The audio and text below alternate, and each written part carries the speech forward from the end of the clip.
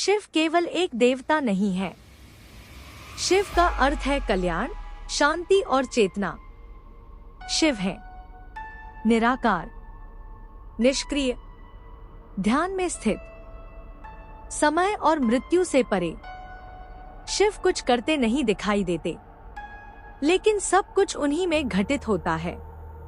वो श्मशान में रहते हैं क्योंकि उन्हें संसार का मोह नहीं। लेकिन एक प्रश्न उठता है, यदि शिव सर्वशक्तिमान है तो वे सृजन क्यों नहीं करते? अब आते हैं मां काली पर। काली कोई डरावनी शक्ति नहीं। काली है समय काल की अधिष्ठात्री। काली है जन्म देने वाली, पालने वाली और अंत में सब कुछ समेट लेने वाली। उनका काला रंग बताता है कि वे शून्य भी हैं और अनंत भी। काली बिना रुके कार्य करती हैं क्योंकि वही शक्ति है।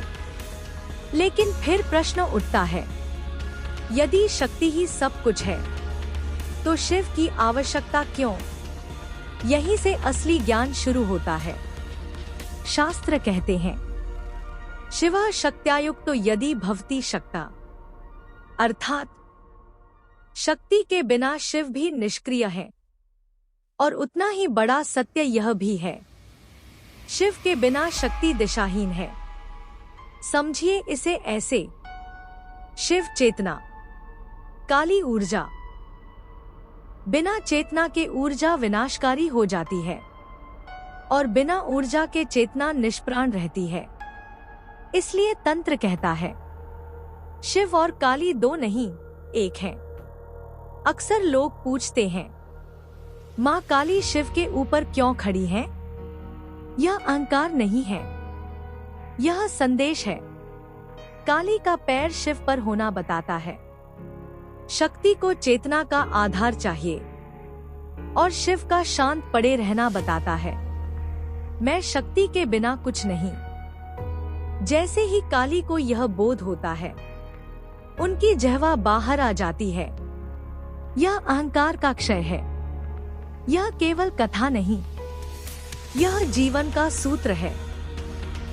यदि आपके पास शक्ति है लेकिन विवेक नहीं, तो आप भटक जाएंगे।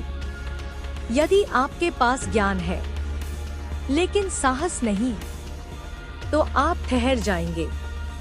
इसलिए जीवन में भी शिव समझ, काली कर्म, दोनों का संतुलन आवश्यक है।